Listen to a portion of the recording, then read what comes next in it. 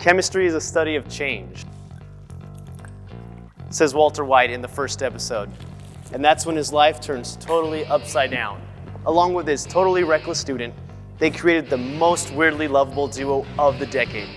It's been 5 years since the show ended, but it doesn't feel like that, right?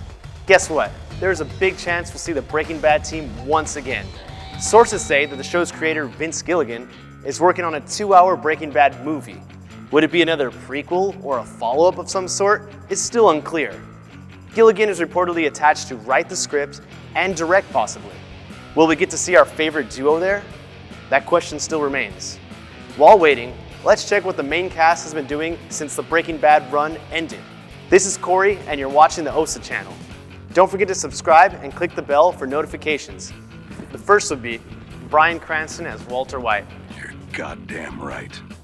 Live free or die is the official motto of the last season, and that's a hint to how Heisenberg ends his storyline in the last episode, when he could not continue his free way of life anymore. Throughout the series, as Walter's crimes evolve, it becomes less about White making money for his family and more about him needing to prove something to himself, to stay, as he says, alive. In reality, Bryan does not need to sell a blue sky to stay alive. In fact, he's earned 4 Emmys and a Golden Globe for his performance on Breaking Bad. Cranston was also a producer the 4th and 5th seasons of the series and directed 3 episodes of the show during its run. Bryan and his castmate Aaron were so overwhelmed with the show's ending that both got Breaking Bad tattoos on the last day of filming. Paul's consistent of no half measures on his bicep. I remind you that Half Measures was the name of the episode from season 3, the rough one involving a kid who was killed by drug dealers. This episode was probably just as meaningful for Aaron as it was for the viewers. And Cranston's tattoo consists of the show's logo on one of his fingers. Wait, where? That one little spot between his fingers? Could it be any smaller? It feels like the guy was just obliged to get the tattoo, so he chose the tiniest one and got it somewhere that nobody would ever notice. Perhaps the show does not mean as much to Cranston as we thought. Since the drama debuted, Bryan continued acting in lots of great films, such as The Lincoln Lawyer, Drive, John Carter, Argo, Trumbo, and many others. He created some shows himself. For instance, Cranston, along with David Shore, executive produced and wrote the story for the Amazon Studios original crime drama, Sneaky Pete. Besides that, Cranston released a memoir, A Life in Parts, that became a New York Times bestseller and received positive reviews.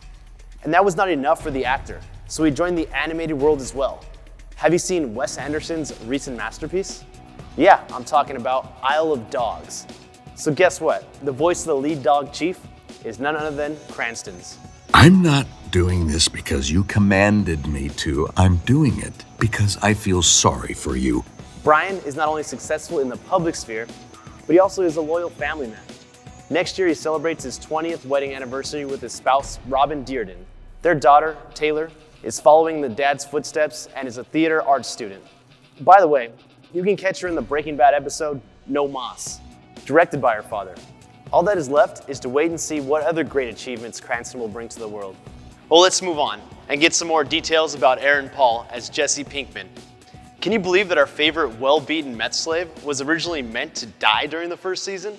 I bet you were sure that this guy would be a leading character from the very first scene. But that was not so obvious for the producers, who thought of Paul as just a secondary character. But after seeing the chemistry between Paul and lead actor Bryan Cranston, series director Vince Gilligan changed his mind and modified the original plans to include Jesse as a main character in the series. I'm thinking maybe you and I could partner up.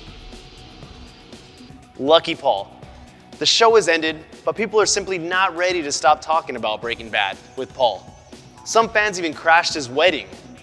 As he recalled, I absolutely feel like I said goodbye to Jesse, and it might sound a little cheesy, but I think Jesse will always live somewhere within me. I love Jesse, and I absolutely feel like I said goodbye to him for now.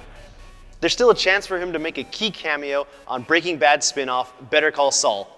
He told The Guardian that he's certainly entertaining the idea of coming back to the Breaking Bad universe for another round of drug-dealing fun if the story's right.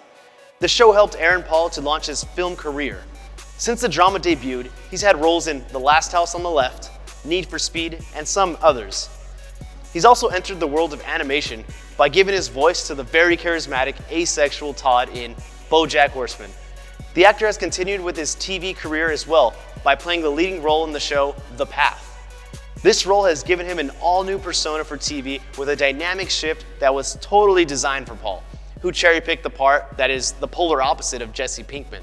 And thus, he went from being the kid on Breaking Bad to playing a father, a real man. The same happened to Aaron in real life, as this year he became the father to his first child, a girl named Story.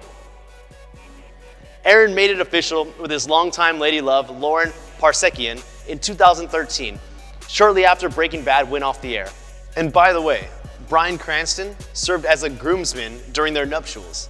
Oh, I miss the chemistry between these two, and I really hope they get a chance to reunite on screen. The next on our list is Anna Gunn as Skyler White. My name is Skyler White, yo.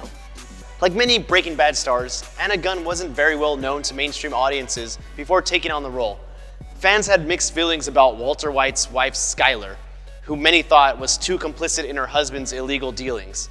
Despite the criticism, it helped Gunn score 2 Emmys during her time portraying the character. After leaving the role, Gunn immediately signed on to play Detective Ellie Miller on Grace Point, though the show was canceled soon after. However, she again found work on the TV series Shade of Blue, playing Julia Ayers. Gunn has also appeared in movies like Sully and Equity, and also made appearances on shows including Robot Chicken, The Mindy Project, and Criminal Minds. The start of Breaking Bad brought some serious changes to Anna's family life. In 2009, a year after the show debuted, she and actor Alastair Duncan divorced after nearly 20 years of marriage and 2 daughters. Just this year, Anna had the premiere of the film You Can Choose Your Family, which is about a normal father's family life that is turned upside down when his son discovers he has another family. As for me, the role of Skyler was her biggest spark so far, as she did not succeed much after that. Who knows though? Perhaps her on-screen life is not a priority for her anymore, and she finds more satisfaction away from the camera. Let's move on to Dean Norris as Hank Schrader. So who's your chief, little legend? What? Hank was probably the only hero in this anti-heroes world whom we tragically lost at the end of the last season. Norris certainly hasn't had a hard time finding work in Hollywood since saying goodbye to the hit show. The actor has had several recurring roles on TV shows, including roles as Jay in Girl Boss, Uncle Daddy in Claws, and Colonel Richard Williams in The Big Bang Theory. Dean and his wife Bridget have 5 children, 3 boys, 2 girls. When their youngest was born in 2009, they gave him the middle name Vincent in honor of Breaking Bad creator and executive producer Vince Gilligan. Wow, that's such an honor. It seems like Gilligan has really changed the lives of most of his cast. And finally, we can reveal some stories about the hottest member of the crew, Krysten Ritter, portrayed as Jane Margolis. Let's go back to the moment when Jesse met Jane. We all knew right then that nothing remotely good could ever happen in this romance. But how could he stay away from this beauty? To be fair, I know I wouldn't have. Most fans still aren't over the way Krysten Ritter died on Breaking Bad. I think it's not fair to her, nor to poor Jesse. And I personally hated Walter till the end of the season for his decision not to save her. Anyways, let's get back to Krysten. She was no stranger to Hollywood when she signed on to play the troubled Jane Margolis in the drama. And after Breaking Bad ended, Ritter has taken on even more acting gigs. From 2012 to 2013, she starred as the lead in the sitcom Don't Trust the Bee in Apartment 23. Later, she snagged the role of Jessica Jones in The Defenders, and eventually resumed the role in her own TV series as the Marvel superheroine. Aside from her acting life, Krysten is known for the promotion of animal rights. Plus, she is also an avid knitter and also a musician. Ritter sings and plays guitar for the indie rock duo Ex Vivian. She has also written a psychological thriller titled Bonfire, which was successfully released last year. I would speak more about this wonderful lady, but we should move on to one more actor. And now I'm going to tell you about the post-Breaking Bad life of R.J. Mitte, who played the lead character's son, Walter White Jr. I am full of respect for this guy, and in a second, you'll understand why. Mitte suffers from a mild case of cerebral palsy, the same condition that Walter Jr. had in the show. Despite having this hard disease, Mitte sought acting opportunities where his disability would serve to educate viewers, and that is how he ended up on the Breaking Bad team. Mitte said he did a lot of research before taking on the role to ensure he be portraying the condition as realistically as possible, which has since earned him critical acclaim. Today, Mitty's acting career is still looking brighter than ever. Aside from Breaking Bad, he's also become known for his role as Campbell Bingman on the teen drama Switched at Birth. He starred in a handful of films, including Timeshare, Who's Driving Doug, Dixieland, and Recall. And it seems like nothing is going to stop him from even more achievements ahead. That is a real man to me. That's all for today. Thanks for being awesome with us, and don't forget to subscribe to our channel to get the best videos about your favorite celebrities.